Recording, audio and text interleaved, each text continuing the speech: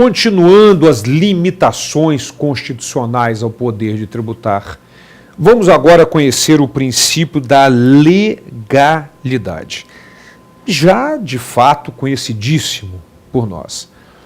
Já estudamos na própria definição de tributo, que tributo é toda prestação pecuniária instituída por lei.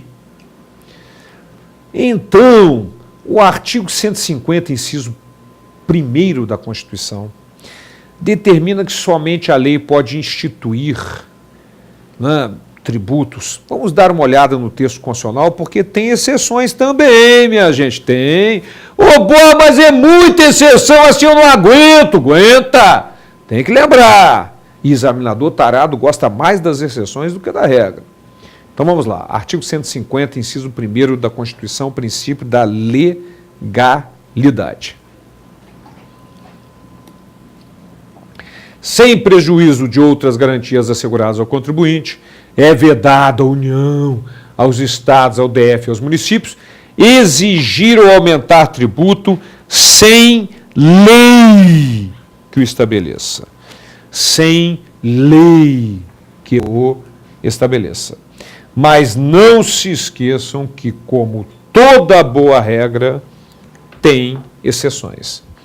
Situações, portanto, nas quais não haverá necessidade de lei para instituição ou majoração de um tributo.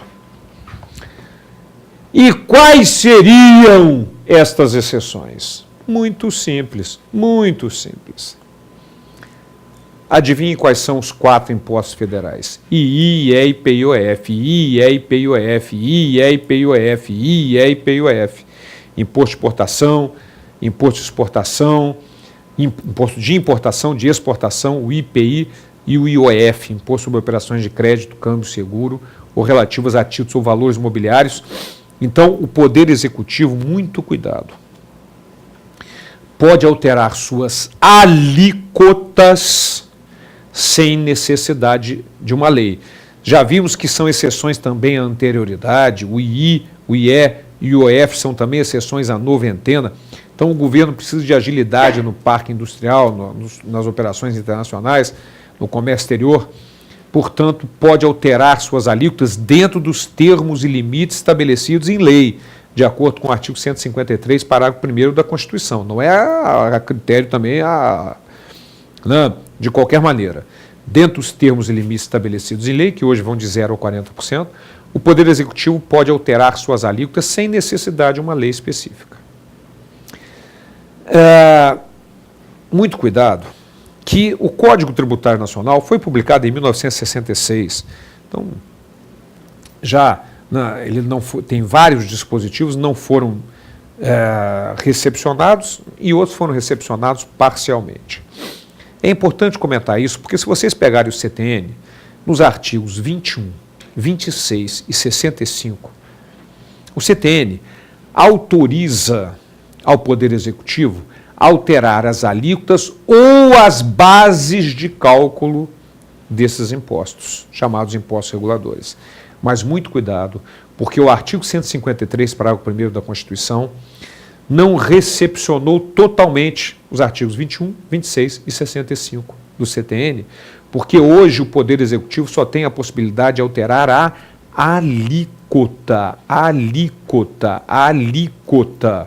destes impostos. Alterar base de cálculo somente a lei. Então, II, IPI-OF, II, IPI-OF, II, IPI-OF e mais 2 tributos. A CID sobre o combustível e o ICMS monofásico. Mas muito cuidado, nestes 2 últimos, na CID sobre combustível e no ICMS monofásico, nestes 2 últimos, só é facultado a alteração das alíquotas sem necessidade de uma lei específica, na hipótese de reduzir e restabelecer a alíquota atual. Aí sim não há necessidade de obediência ao princípio da legalidade, não há necessidade de uma lei. Mas se for para alterar a alíquota, aumentar a alíquota atual, há sim necessidade da lei. Então, muito cuidado que tanto o ICMS monofásico quanto a CID sobre o combustível, tanto no que diz respeito ao princípio da anterioridade, porque não precisa esperar o exercício seguinte, quanto no que diz respeito ao princípio da legalidade, porque não há necessidade de uma lei específica para aumentar a alíquota, só se aplicam essas exceções quando as alíquotas são reduzidas e restabelecidas. E no que diz respeito ao I, IE, IPI e OF, é muito comum o tarado examinador, achando que o aluno estudou o CTN, e lá nos artigos 21, 26 e 65 realmente está escrito dessa forma. Embora esteja lá escrito que pode alterar a alíquota e base de cálculo, esses dispositivos não foram totalmente recepcionados e hoje, em função do artigo 153, parágrafo 1º da Constituição, o governo só pode alterar as alíquotas destes 4 impostos. Legal? Muito bem. Então, este é o princípio da legalidade. Um outro princípio muito importante é o princípio da irretroatividade, que, pasmem, não há exceção. Não acredito, Bob, um princípio sem exceção. Pois é, veja como o mundo, a vida é bela, essas coisas acontecem. Não há exceção. Vamos conhecer? Princípio da irretroatividade, artigo 150, inciso 3º, a linha A da Constituição Federal. Sem prejuízo de outras garantias asseguradas ao contribuinte, é vedado à União, aos Estados, ao DF e aos municípios cobrar tributos em relação a fatos geradores ocorridos antes do início da vigência da lei que os houver instituído ou aumentado. Ora, minha gente, então muito cuidado. A palavra-chave agora deste princípio da irretroatividade é vigência. E mais, não há exceção. No entanto, esse princípio, como está na redação da Constituição, só se aplica para a lei que institui o aumento do tributo. Esta lei, em hipótese alguma, pode retroagir a sua vigência sem absolutamente nenhuma exceção. Eu digo isso porque nós vamos estudar lá para frente, por exemplo, no artigo 106 do Código Tributário Nacional, hipótese em que a lei pode ter aplicação retroativa, aplica-se a fato gerador pretérito, passado. Mas nunca, em hipótese alguma, portanto, a lei que institui ou aumenta um tributo pode retroagir. As circunstâncias que estão lá de aplicação retroativa, no artigo 106 do Código Tributário Nacional, são situações diferenciadas e não dizem respeito à instituição ou majoração de tributo, e vamos estudá-los oportunamente ao estudarmos o título Legislação Tributária, que é o primeiro título do livro 2º do Código Tributário Nacional. Mas muito cuidado, não há absolutamente nenhuma exceção neste caso. Então vamos ver como é que funciona esse nosso princípio da irretroatividade. Foi publicada a lei, por exemplo, em 2009, determinando que a vigência é 120 dias depois da publicação. Portanto, a eficácia vai ser junto da vigência. Eficácia junto da vigência. Exatamente isso aí. Por quê? Porque o princípio da anterioridade exige que seja cobrado no exercício seguinte ao da publicação. Ao da publicação. Portanto, a publicação já foi em 2009, então a vigência 120 dias depois, a lei não pode absolutamente retroagir. Olha a boa notícia, o Borbinha traz boas notícias também. Não há exceções, não há exceção ao princípio da irretroatividade. retroatividade da lei. Em hipótese alguma, uma lei que institui ou majora um tributo pode retroagir à sua vigência. Muito bem. Mas sempre é bom chamar a atenção que estes três principais princípios que estudamos, princípio da anterioridade, princípio da noventena e o princípio da irretroatividade, os três do artigo 150, inciso 3º, alíneas A, B e C da Constituição Federal, dizem respeito tão somente à lei que institui ou aumenta um tributo. A lei que extingue um tributo, que diminui um tributo, que trate de outro qualquer assunto, não está sujeita a esses princípios da anterioridade, da noventena e da irretroatividade. Somente a lei que institui ou aumenta um tributo.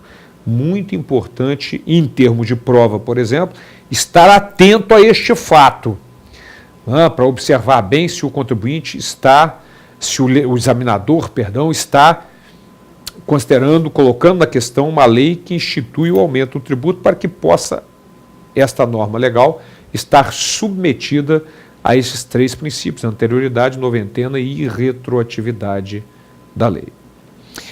Muito bem. Continuando as nossas limitações ao poder de tributar, nós vamos agora para o artigo 150, inciso 2º da Constituição Federal. Este é o chamado princípio da isonomia ou igualdade. Artigo 150, inciso 2º da nossa Constituição Federal. Muito cuidado, nós vamos observar agora, ao conhecer o dispositivo, que o princípio da isonomia no direito tributário não é absolutamente dar tratamento tributário idêntico para todo mundo, não é isso. É dar tratamento tributário idêntico para aqueles que estejam em situação equivalente. Este é o grande detalhe. Então vamos lá, artigo 150, inciso 2º da Constituição Federal. Sem prejuízo de outras garantias asseguradas ao contribuinte, é vedado à União, aos estados, ao DF e aos municípios instituir tratamento tributário desigual entre contribuintes que estejam em situação equivalente. Então, princípio da isonomia no direito tributário brasileiro não é dar tratamento tributário idêntico para todo mundo. É dar tratamento tributário idêntico para aqueles que estejam em situação equivalente. Proibida qualquer distinção em razão de ocupação profissional ou função por eles exercida, independentemente da denominação jurídica dos rendimentos, títulos ou direitos. Então, minha gente, este é o princípio da isonomia ou igualdade. Muito cuidado, que ao contrário do que pode dar impressão à denominação do princípio, no sistema tributário brasileiro, o que é vedado é dar tratamento tributário diferenciado para contribuintes que estejam em situação equivalente. Por exemplo, o indivíduo que ganha um salário mínimo não paga imposto de renda, o que ganha um salário de fiscal paga e como paga. É um tratamento tributário diferenciado? Sem dúvida que sim, mas eles não estão em situação equivalente. Este é o grande detalhe. Este é o grande detalhe. Então, e depende também da denominação, né? Se entra como ajuda de custo ou auxílio, e não interessa. O fato é que alguém que esteja em situação equivalente aos demais, a determinado grupo, tem que ter o mesmo tratamento tributário sem que haja diferenciação, independente da denominação dada aos rendimentos, pela instituição que paga, pelo órgão, ou pelo poder público quando paga, ou pelo particular. Então, este é o princípio da isonomia ou igualdade que consagra, na verdade, a aplicação da equidade no sistema tributário brasileiro. O que é o princípio da equidade? dar tratamento tributário igual para os iguais e desigual para os desiguais. Este é o princípio da equidade que norteia o princípio da isonomia e igualdade do direito tributário brasileiro, que só permite a tributação diferenciada para aqueles contribuintes que não estejam em situação equivalente. Legal? No próximo encontro, continuamos as limitações ao poder de tributar.